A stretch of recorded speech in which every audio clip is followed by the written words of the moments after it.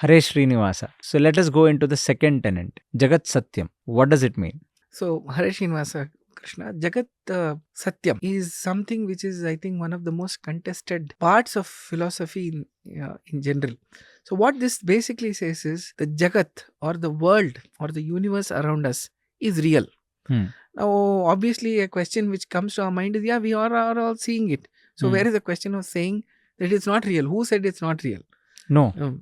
I heard it from my childhood, a very famous quote, Brahma Satyam, Jagat Mithyam. Jagat Mithya. Yeah. So, there's no truth in that? Absolutely not. Because if you look at Jagat Satyam, what does it say? The world is real. The world is temporary, but not unreal. Right? So, let us say, why do people say it is unreal? Is because they say, many forms of philosophies, they say that the God who created it is the only truth. And outside of the truth, whatever you just said, outside of that, everything else is imaginary or real. It has been created because of a certain upadhi or some kind of a distortion. That's why we are able to see it like this. Right? So one common example which is given is that there is a small seashell which is lying on the beach, and you're taking a walk. You will see that, and you will think that it is a piece of silver, and then you go there. It is shining like a mirage. Like a mirage. You go and take it, then you realize it's not true.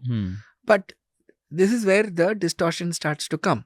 Saying so many people, for example, who have walked this earth have never found it to be unreal at all. Right? So, for example, you walked on a beach every day. First day you walked on a beach, first time you ever been to a beach, you saw a mirage. Right? You ran to take that seashell thinking it's silver. Next day also will you do it? No, because now you have realized it. So we have taken several births, and every day we are seeing this world around us. None of us have got a feeling that this is unreal. Right?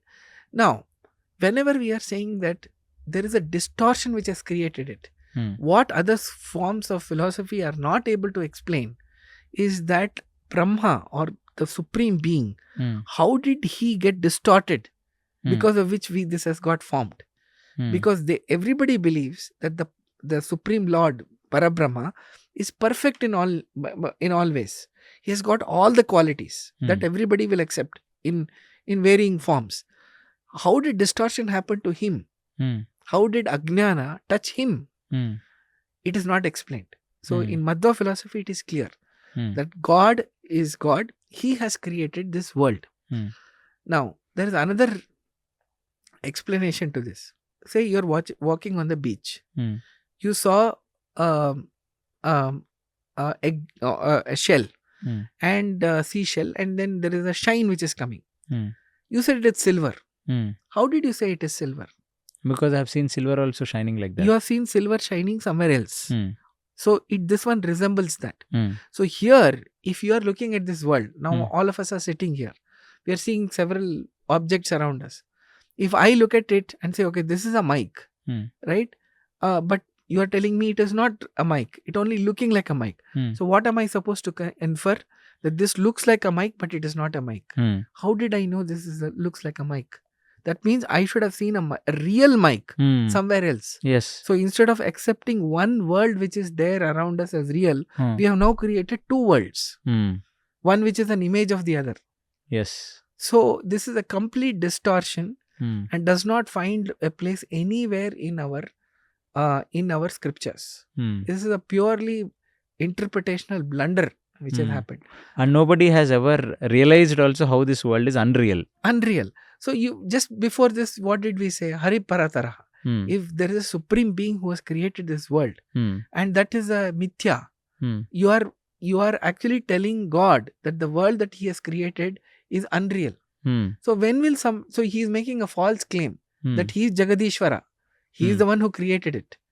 Right? He is making a false claim. That all this is the one which I have created, because Bhagavata, Gita, everything God clearly is telling them that all this world is my creation. So now you are going back to God and telling them that this is not your creation. You are making a false claim.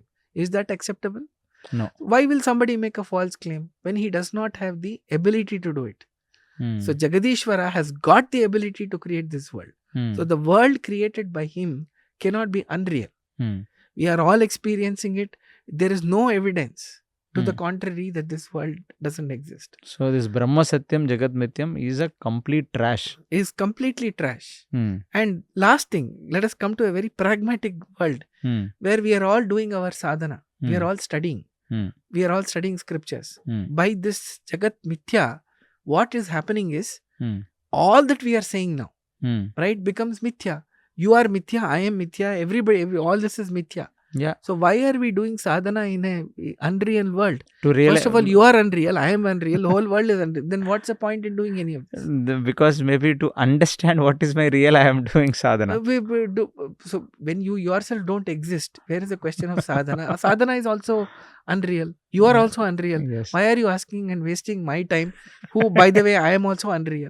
Yes. So this is a joke. And I think too ambiguous as a statement, Too ambiguous, unfortunately, and I think anybody with even 1% of scientific thinking will not accept this.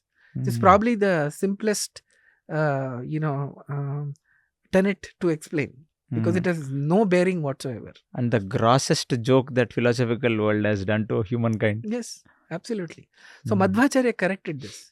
He corrected this saying, no, the world around us is very, very real. It exists. It is temporary. It evolves over a period of time. But it is very, very real. It is Satya but Anitya. Anitya, correct. There is a shloka in Bhagavad Gita which says, Asatyam apratishtamte jagadahuranishwaram aparaspara sambhutam kimanyat kama haitukam. Right. So even Lord says that, those false people claim this as asatya. Right. So that is not the purport of that shloka. When you look at it in the entirety, it is basically what God is telling us is that, the world that we have imagined, and it is something which keeps evolving over a period of time. So there are elements to it which can change over a period of time. But the world is real. It is very much real. Yeah. Thank you so much for this explanation. Hare Srinivasa. Hare Shri.